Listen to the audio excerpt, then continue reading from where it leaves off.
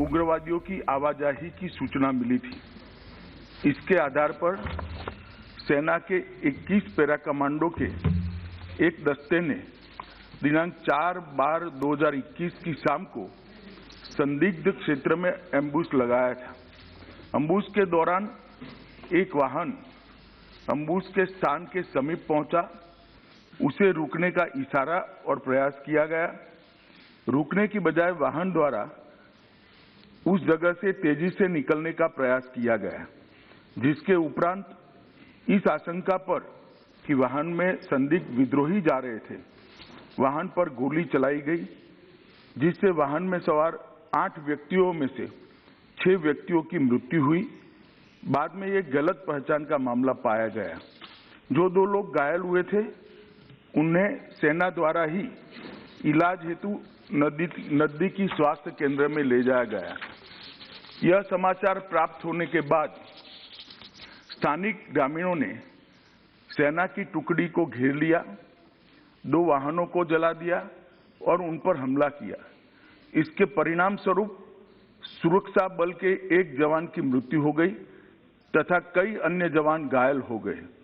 अपनी सुरक्षा में तथा भीड़ को तितर-बितर करने के लिए सुरक्षा बलों को गोली चलानी पड़ी, जिससे 7 और नागरिकों की मृत्यु हो गई तथा कुछ अन्य घायल हो गए। स्थानीय प्रशासन और पुलिस ने स्थिति को सामान्य करने के प्रयास किए हैं। अभी स्थिति तनावपूर्ण लेकिन नियंत्रण में बनी हुई है। पुलिस महानिदेशक नागालैंड और आयुक्त नागालैंड ने दिनांक 5/12/21 को घटनास्थल का दौरा किया।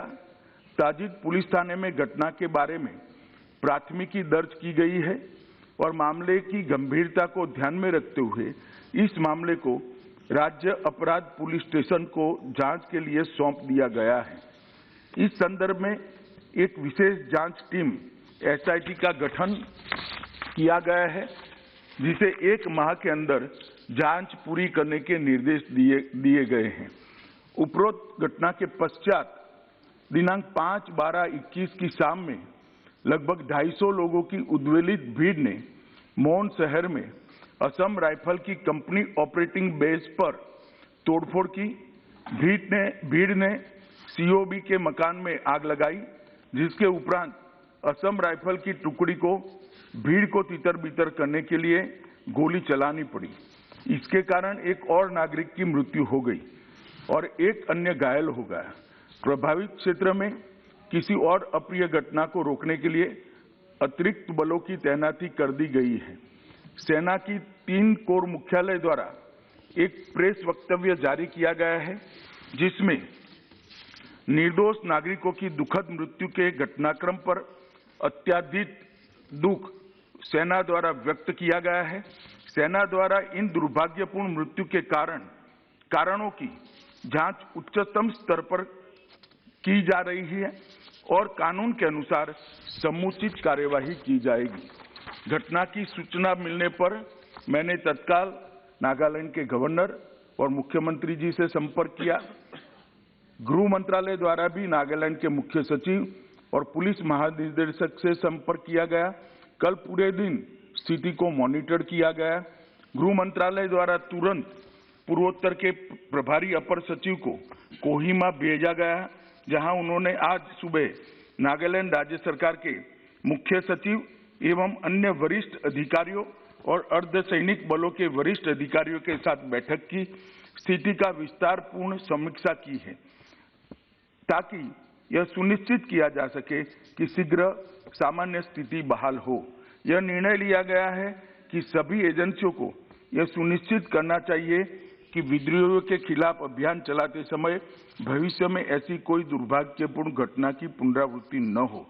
सरकार स्थिति पर सूक्ष्मता से नजर रख रही है और क्षेत्र में शांति और सौहार्द सुनिश्चित करने के लिए आवश्यकता अनुसार जरूरी उपाय भी किए जा रहे हैं। राज्य प्राधिकारियों ने एहतियात के तौर पर प्रभावित इलाकों में निषेधाज्ञा लागू की है। भारत सरकार नागालैंड में हुए इस दुर्भाग्यपूर्ण घटना पर अत्यंत खेद व्यक्त करती है और मृतकों के परिवारों के प्रति गहरी संवेदना व्यक्त करती हूं। आइटम नंबर 17 नो, मैंने सबको पर्याप्त मौका दे दिया है, कोई रिकॉर्ड में नहीं आएगा। आइटम नंबर 7 राष्ट्रीय औषध शिक्षा अनुसंधान संशोधन विधेयक 2021। माननीय मंत्री जी।